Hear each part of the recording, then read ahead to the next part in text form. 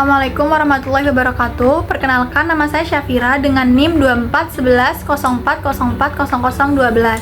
Di sini saya akan menjelaskan materi arkeologi bab 2 tentang perkembangan arkeologi di Indonesia.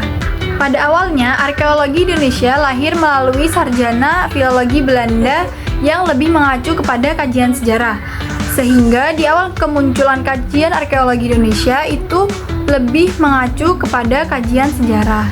Metode yang dikembangkan pada waktu itu masih bersifat eksploratif dan deskriptif, sejalan dengan paradigma arkeologi untuk menyusun sejarah manusia dan merekonstruksi kehidupan masa lampau, pola-pola masa lampau.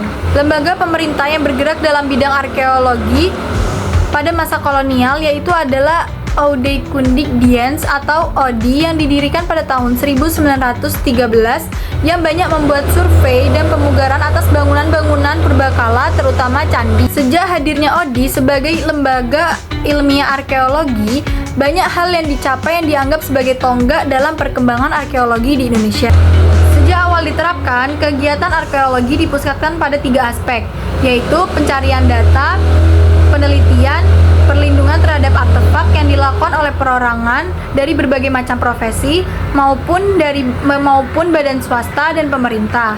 Tugas-tugas arkeologi mulai ditangani oleh ahli-ahli kita sendiri secara formal sejak tahun 1953 dan institusi arkeologi sudah berganti nama menjadi Dinas Purbakala. Maka timbul masalah yang tidak memadainya kader arkeolog yang disiapkan sekaligus menyelesaikan tugas-tugas administrasi atau organisasi.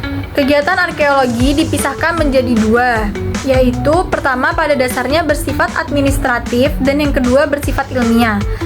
Badan yang menampung kegiatan administratif ialah Direktorat Perlindungan dan Pembinaan Peninggalan Sejarah dan Purbakala atau Ditlinbinjar-Rah, dan yang melakukan kegiatan ilmiah adalah Pusat Penelitian Arkeologi Nasional atau Puslid-Arkenas. Setelah itu, terdapat beberapa perguruan tinggi yang membuka jurusan arkeologi untuk mendidik tenaga sarjana di bidang arkeologi. Contohnya yaitu perguruan tinggi tersebut adalah Universitas Indonesia. Ada Departemen Arkeologi Fakultas Ilmu Pengetahuan Budaya. Selanjutnya ada Universitas Gadjah Mada, jurusan Arkeologi Fakultas Ilmu Budaya. Selanjutnya ada Universitas Hasanuddin, jurusan Arkeologi Fakultas Sastra, dan Universitas Udayana, jurusan Arkeologi Fakultas Sastra. Ahli arkeologi Indonesia yang umumnya merupakan lulusan dari keempat universitas tersebut berhimpun dalam Ikatan Ahli Arkeologi Indonesia. Tokoh-tokoh arkeologi Indonesia yang terkenal adalah R. Sukmono yang mengepalai pemugaran Candi Borobudur dan R.P. Sujono yang merupakan pendiri dari Ketua Ikatan Ahli Arkeologi Indonesia pertama dan mantan Kepala Pusat Penelitian Arkeologi Nasional. Disiplin arkeologi Indonesia masih secara kuat diwarnai dengan pembagian kronologis, yaitu periode prasejarah, periode klasik atau zaman Hindu-Buddha, periode Islam, dan periode kolonial.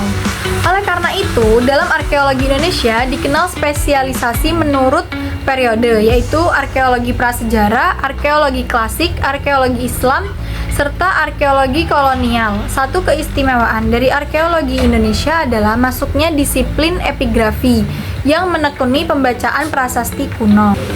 Warna perkembangan arkeologi Indonesia mulai terasa saat kelembagaan makin kokoh menopang keilmuan. Sejak tahun 1980-an, dalam lingkup keilmuan kepurbakalaan muncul kecenderungan yang tidak lagi mengacu kepada paradigma lama, yaitu tidak lagi hanya menyusun sejarah budaya manusia dan merekonstruksi pola-pola kehidupan masa lampau yang kadang tidak teruji, tetapi juga menghasilkan dalil-dalil tentang hubungan tindakan manusia dengan budaya bendawi yang dihasilkan dalam kerangka proses berbudaya. Selain itu, beberapa kecenderungan baru yang mulai disentuh adalah masalah tafonomi yang merupakan salah satu aspek dari transformasi. Pada kenyataannya, sampai sekarang kajian dan penelitian ini masih sangat jarang dilakukan, sehingga penafsiran-penafsiran yang dilakukan pun tidak jarang tanpa didasari bukti-bukti yang kuat. Kecenderungan lain adalah munculnya studi khusus dalam perkembangan arkeologi, yaitu perdagangan, pemukiman, etnoarkeologi, data tekstual, keruangan, serta paleodemografi dan penentuan ras. Salah satu yang masih menjadi permasalahan adalah tata cara penelitian dalam menggunakan penalaran khususnya deduktif belum diikuti secara lebih transparan. Rumusan syarat pengujian merupakan bagian yang sangat penting dalam tata cara edukasi, tetapi jarang dikemukakan secara eksplisit dalam penelitian arkeologi Indonesia.